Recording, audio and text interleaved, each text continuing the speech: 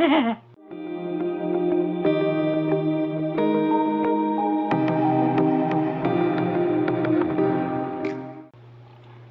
everyone, my name is Tabby and welcome back to my channel Keeping Tabs, where today I'm doing the 12 Days of Christmas book tag. Boom. This tag was created by Luke A. Trivisonno. He's new to me, at least. I don't know how long he's been here, but I recently found him and he's great, and he created this tag and he tagged me, so I'm doing it to get myself into this Christmas spirit. So we're gonna go from 12 to 1. So at number 12 we have 12 drummers drumming. I'm just gonna read it off the phone. Like, trying to memorize it is really annoying. Okay. The book that got your heart beating, a heart-pounding read. I have read many heart-pounding reads, but the one that I picked up is kind of an oldie but a goodie, and it's the Gone series by Michael Grant. I read this, I think like in 2012 or something. Oh my gosh, every book gave me heart palpitations. This is about a town in Los Angeles, or no, Perdido Beach, California, and one day everybody over the age of 16 poofs out of existence, and so just the kids of the town are left to fend for themselves, and there's like a invisible weird dome over the town so they can't leave, and on top of that they start developing powers, and it's crazy because these kids are kids, so they have no idea what they're doing and they're left to govern themselves and take care of each other, and it's crazy, it's chaotic, and children are dying left, right, and center. It's just a horrible experience. Like, it's scary, and it just made everything like more intense and sad because they were kids. I love this series. Let me know if you've read this.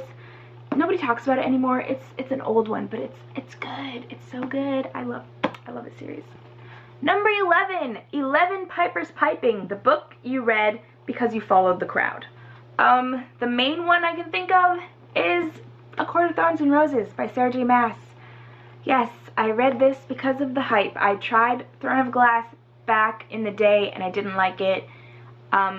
And then this came up and everybody was talking about it, and so I just caved and I read it and I love it so much.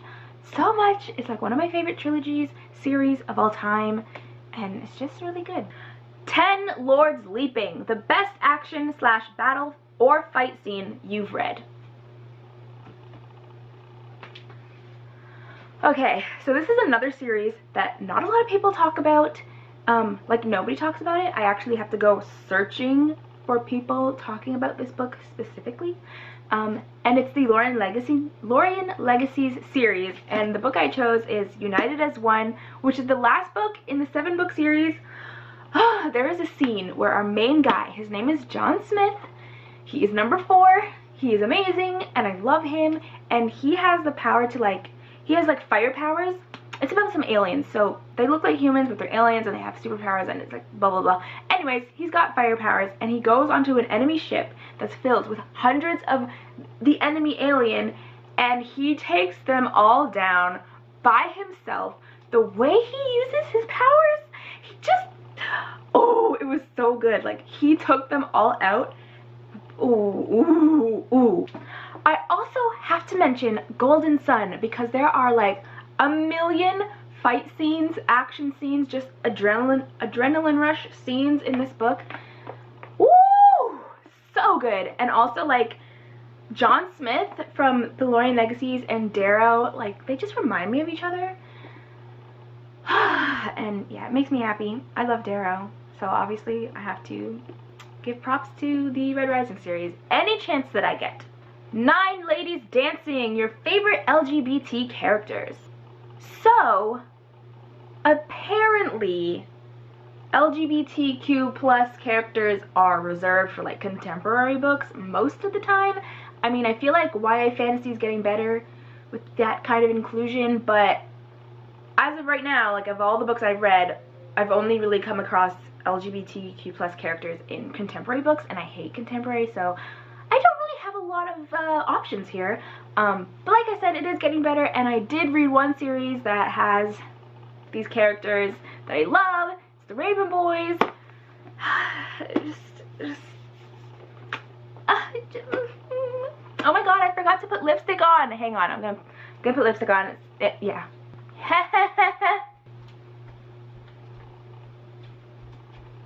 There, I put lipstick on. Just pretend it was always there, okay? I'm not refilming. Number 8, 8 Maids Milking. A book or series you read that milked a trend. Okay, so I couldn't think of a trend exactly, but I have like a little, what is it? I want to say fetish, but that does not, it's not the word. It's like a, I don't know, something that I like, I get, you know what, it's a book fetish, okay? I'm just gonna use the word. And it's, like the soldier boy, the soldier guy who's like usually the guard or like a soldier, and he's protective and like just manly, and I love that stuff. So some examples are Kale Westfall from Throne of Glass series. He's a beautiful guy and I love him so much. I also chose like Wolf and Jason. They are both kind of soldiers. Like one is a guard, one is a soldier, and nobody really likes Jason, but I freaking love Jason because, you know, he checks that box off for me, okay? So I love Wolf and Jason. We also have, what's his face? Matthias Helvar from Six of Crows and Mal Oretsev from Shadow and Bone. Soldier boys, I love them. They are beautiful. Love them. Number 7, 7 Swans Swimming. That's a 7 Swans Swimming. 7 Swans Swimming. Okay. The Ugly Duckling book that you didn't want to read or started bad but turned into a beautiful swan or a fantastic read. So this book didn't turn out to be a fantastic read, but I actually ended up I didn't like reading it as I was reading it. I didn't like it as I was reading it, but once I finished, I liked like the whole story afterwards, and I still like think about it sometimes, and that's The Host by Stephanie Meyer. This is The Host by Stephanie Meyer. I felt like it was really slow in the beginning, and just, I don't know, I just didn't like it as I was reading it, but afterwards I really liked it, to the point where like I kind of want to reread it to see what a second round would be like, but yeah, I'm choosing this as The Ugly Duckling. Number 6, 6 Geese Laying, a truly golden treasure, the book that is the shining jewel of your collection. My most prized book on my shelf at the moment is The World of Ice and Fire by George R.R. Martin and some other people. It's just beautiful. It's big, it's like pillowy, it's got like cushion kind of cover, and it's got so many beautiful pictures, and I just love this book so much. Number 5, 5 Golden Rings. A book you've read more than 5 times, or a book series you've read with 5 books. So a book that I've read more than 5 times is The Breadwinner by Deborah Ellis. I read this in grade 6, and it's just amazing. It takes place in Afghanistan. It's really sad, and I don't know, it's hard giving this a synopsis because every time I try I just butcher it, but yeah, I've read it so many times that the front cover fell off, so yeah, there's that. Number 4, 4 Calling Birds, the hottest and most attractive characters in a book. I picked a few, because picking one is just hard. I always thought Isabel Lightwood was a bombshell. I think Winter is the most gorgeous thing in this series. She's beautiful. I am obsessed with Merrick and Adwin. I think their descriptions are very pleasing, especially Adwin. And Badwin, so excited for Blood Witch. Oh my god, I'm so excited. And obviously, I have to mention my home slice, my main squeeze, my man, my husband, Darrow. Those are just some of the characters that I imagine being so beautiful that, like, my eyes bleed, you know what I mean? Number 3, 3 French Hens, the most expensive book you own. I feel like all of the later books in my Shadowhunter series are like in the 30s, $30 and up, which is pretty expensive for my hardbacks. But the most expensive book I have is The World of Ice and Fire by George R.R. Martin. This was $78.99. I didn't pay that price because, no, I don't know what I paid. I think I just paid $40, which is still the most expensive I've paid for a book. But if I had bought this originally, $78.99 plus tax, so like in the 40s. But in the States, it's $59.99. In Canada, where I live, it's $78.99. So worth every penny. Number 2, 2 Turtle Doves. The best romance or love story you've read. I just can't not say Reese and Feyre from the Court of Mist and Fury / ACOTAR series, but especially A Court of Mist and Fury. Like, I have never read a book where I was so invested in a fictional couple, except for Jace and Clary back in my younger days, but in comparison, they are not, like, no. They're down here, and Reese and Feyre are, like, up here. But before this, it would have been Jace and Clary because they were my faves for a super long time, but woo! These guys outshine the sun, okay? Love them. I also want to take this time to mention Mary and Rage from Lover Eternal. Oh, God, oh, man. They made my heart hurt. They're just really beautiful, and I love them. And it was a very emotional book. I was not prepared.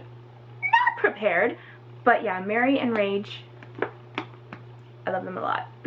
And the last question is, the partridge in a pear tree, your favorite, most awesome, badass female character. Okay, so I chose another oldie but a goodie, and that is Rose Hathaway from Vampire Academy. Of course, there are many badass characters I can choose, but I feel like Rose Hathaway was the first badass female where I was like, I want to be you, you're amazing, I love you. So I'm giving it to Rose. She can have the gold here. She is amazing. I miss her. I really do. I miss her in the gang. I should reread this.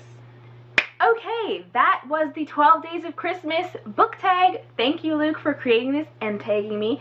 And I did not prepare any people that I want to tag, so I'm just going to wing it and just throw some names out there. I tag Amanda from The Naughty Librarian, and Capri Nicole from Bookaboo 92, and Books with Nahid, and I don't know, Madison from Madison Green. Who else? Lori and Thomas, I tag you. Yeah, friends, who are they? I don't know. Okay, I'm just gonna leave it at that. I tag you guys. Yeah, that was fun. Thank you for watching, and of course, if you want to do it, you can do it. It's fun. It's a good time. Yeah. Okay, bye. Outros are just the worst.